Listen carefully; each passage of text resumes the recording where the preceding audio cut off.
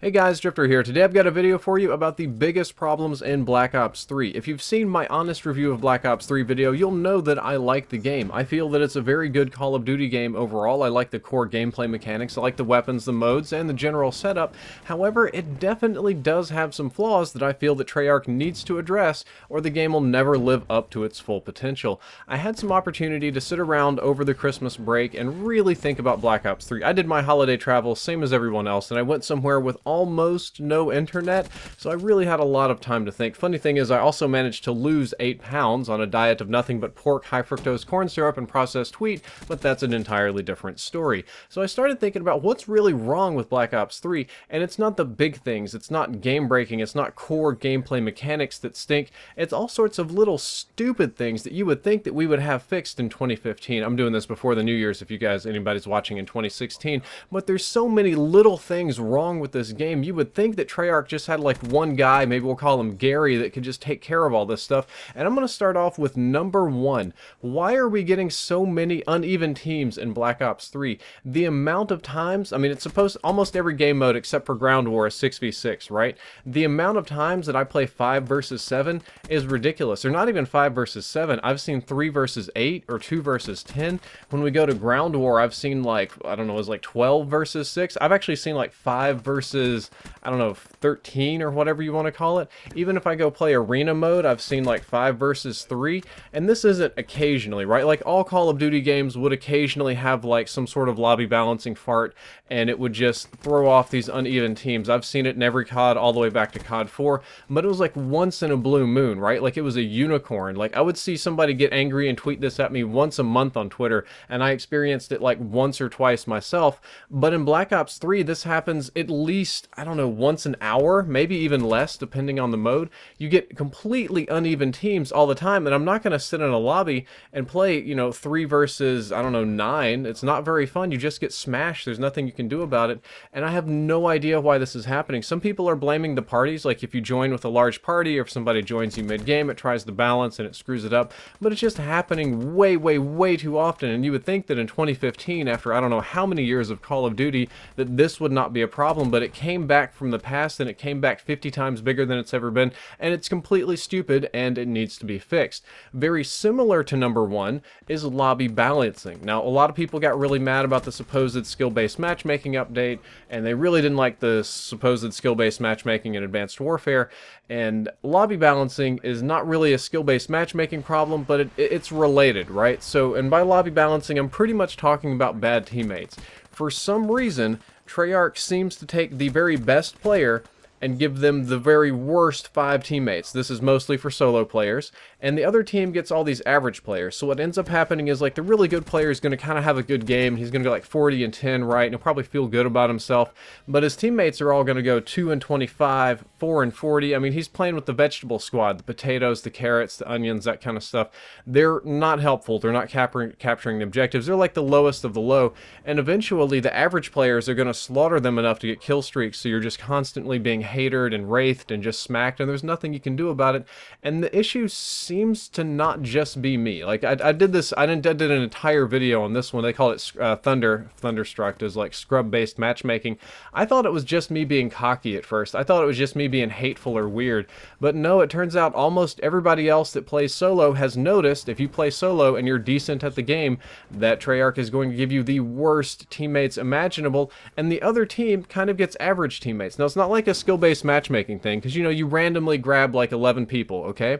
Out of that 11 people, you're just going to get the worst 5, and the other team is going to get kind of like the most average 6, and it's just not fun. Like, I don't want skill-based matchmaking back. I don't want to be in like some super try-hard lobby where everybody has the same skill set, and as a better than average player, I'll admit, yeah, it's kind of fun to usually be first in the game or to kind of lead my team and that kind of stuff, but it's not fun when I have 5 teammates that are collectively like 5 kills and I don't know, like 100 deaths, and there's 3 haters in the air and a wraith and a guard unit, and I'm just getting murdered. It's not very fun at all, and I don't really like that. I would like for that to go away. That's a stupid problem to have. The lobby balancing algorithm very much so needs to be looked at. Next up, and very relevant to this gameplay, is Combine 24/7. Look guys, I know Combine's a fun map. I thoroughly enjoy playing Combine. It's good for shotguns, it's good for pistols and submachine guns, but I don't like playing Combine 24/7 any more than I like playing Nuketown 24/7, or I don't know, like Vacant 24/7 or anything like that. But for some reason, Combine seems to not only come up more frequently in the suggested maps, but everybody votes for it. Now I know that everybody voting for it's like a community issue, but sometimes I forget that Redwood or Infection or, you know, maybe like Metro or even Maps, because they don't even come up in the selection menu. Like Combine will be suggested maybe half the time, and Redwood will be suggested maybe 10% of the time. I like Combine. It's a fantastically designed map. I just don't want to play it as much as I'm kind of being forced to play it. Treyarch, please scale back on the Combine. Please don't let people vote for it as much. Please do something about your map rotation. It's getting really, really old, okay? Please, I do think that's a serious problem, and I think that most of you would agree with me. Moving on to problem number 4. This is kind of a minor issue. This is one of the very few actual game balance issues that I'm going to talk about, other than these other type things. Oh, I'll go back to number 3. Number 3 is another stupid problem. You know, we've had COD games forever. We shouldn't be having the same map being suggested over and over and over again. Like, I thought we figured out this map algorithm already. That's another thing that we shouldn't be dealing with in 2015. But number 4 is probably the only game balance issue I'm going to talk about, and that's the lock-on launchers, the black hats, the specialist shooting down airstreaks, and the overall kind of weak kill streaks. You see in my gameplay, I carry a black cell. I have a black cell on almost every serious class that I use, but I kind of like that there's a lot of ways to take out kill streaks so that they don't get oppressive, but it kind of makes the streaks feel a little bit underwhelming. Like, the streaks in Black Ops 3, I'm going to say, are actually kind of strong compared to previous Call of Duty games, but the tools that we have to take them down are way, way, way, way, way stronger. I mean, my UAVs get shot down like mad, which is fine. You know, you don't want UAV spam, but like, if I call in a Wraith, it's going to last like 10 seconds. The launchers, I think the simplest way to fix this, maybe lock on just a little bit slower, maybe a little bit slower missiles, something like that. Just kind of scale it back a little bit, because it's kind of annoying to really not even be able to use streaks. Like, if I call in a Mothership, I have it's a, I don't know, 1,800 point streak. That thing will go down in maybe 20 seconds flat. People just shoot it down super, super fast. We need to scale back on the lock-on launchers a little bit. Like, I don't want them to be nerfed into the ground, because I don't like UAV spam, and I do like being able to, you know, combat things, but as of right now, it's just too easy. Number 5 on my list today, and this came in the most recent patch, is that the idle kick is just a little bit too fast. A lot of my friends are getting kicked out for going idle. I think it's 1 minute, and I admit, like, I don't like AFK teammates. 1 minute is, you know, it's a bit of a long time, but it's not that unreasonable.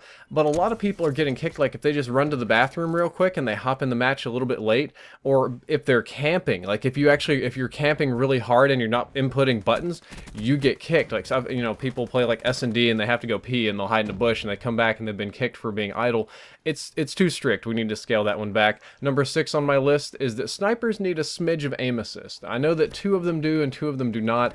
It's just that the way they handle now is so different than they handled before, and it's actually different than any other weapon in the game. Every weapon in the game has aim assist, and it has sticky aim, and it has all these different things, but the sniper rifles kind of don't. They just, they handle differently, they feel funny. A lot of people don't like it, and I feel that they could use just a tiny buff, like just a tiny bit of aim assist, a little bit of sticky aim, I think would make them feel much better, and probably be a lot more practical. Number 7 and 8, we're going to be talking about server issues, and then we'll be rounding it out with non-problems today. I have been getting a lot of tweets about some foreign connection issues. The Arabic players actually had this big thing recently from Bond with Love. Like, if you play in Saudi Arabia, if you play in Kuwait or Dubai or something like that, almost all of them get terrible connections because it's forcing them to play on European dedicated servers. And I get that the Arabic population of COD players is probably not big enough to warrant putting a dedicated server in that area, or it might be like a legal issue with putting it, because the laws, especially business stuff, are very different there. But the algorithm, instead of letting them do local peer-to-peer, is forcing them to play on like German dedicated servers, and they're lagging like crazy and they're getting murdered. That's not very fun. We got to show some love to these guys. I mean, it's rough all over the world. Australia has matchmaking problems. I know it takes a really long time for them to get to match. Polish PC players are having matchmaking issues as well. Why Poland? I don't know. I'm not the server master, and all of my homies in Singapore are getting the shaft because the only dedicated server for all of Asia is in Japan, and somebody just seems to think that connecting Singapore to Japan, which for perspective that's like a 7 or 8 hour plane flight across the ocean, is a good idea. So these guys play with like a minimum 150 to 200 millisecond ping, or if you're like in China, you get connected to Japan. I get, like, it's good that they're getting dedicated. I think the algorithm just really wants to push people toward dedicated servers, but because the servers are so remote, all my guys in Singapore are kind of getting the shaft, so it'd be nice to kind of loosen that up. Number 8, and the final one on my list of things that I feel need to be improved, I'm going to call them server farts. After one of the updates, like a couple weeks back, the game will kind of spontaneously lag for no reason. Like the connection will be smooth, I'll have a great game, like awesome connection all the way through, and maybe for like 2 seconds in this game, the server will just fart or like have a, I don't know, aneurysm or something, and I'll get like 800 millisecond ping, like rubber band all over the place, and then it'll fix itself immediately and run fine. It happens like once every 30 minutes to once an hour. I don't know why the servers fart like this. I don't know why they rubber band like this. It's not that big of an issue, but it's kind of annoying. What makes it annoying is that it's very jarring, right? Like it runs really smooth and really well, and I'm having a good time, and then I just get slapped in the face with this really bad lag, and then it fixes itself. It just kind of reminds me that lag is a thing when I would like to forget about it entirely. Rounding out this video, I'm going to talk about 4 things that I think are non-problems that the community is overly concerned about. Number 1 is Buff the Weevil. I think the Weevil's a fantastic gun. The Weevil does what the Weevil should be doing, has a giant magazine, relatively easy to use, but slightly underperforms because of the giant magazine. I mean, you put fast mags on it, extended mags, something crazy like that. It's a pub star gun. It's a ground war gun. It's not a hyper competitive weapon. The Weevil's fine. We don't need to buff the Weevil. A lot of people hate Flinch. I think Flinch is fine in the game. I've adapted to it. It's not an issue. A lot of people say it adds randomness, and they kind of want it to be like Counter-Strike with no flinch. I don't think that would be very fun, like playing Call of Counter-Strike with no flinch. I think that would make the lag problems seem a lot worse.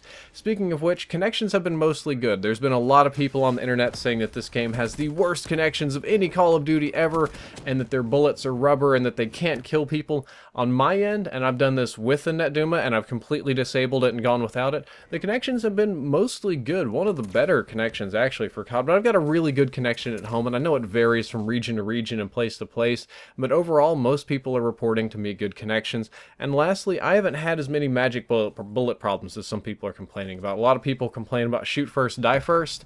I just kind of haven't had that issue, and not as many people this year have had it as previous years, so I don't think that's a big problem either. Guys, thank you for watching this video. I hope that you enjoyed it. I hope that you learned something useful, and if any of my homies at Treyarch are watching, I would appreciate it if you take a look at some of these issues, mostly just the unbalanced teams, lobby balancing, and 24/7 combine. Those two get kind of annoying. And if you enjoyed, don't forget to like, favorite, and subscribe. Drifter out!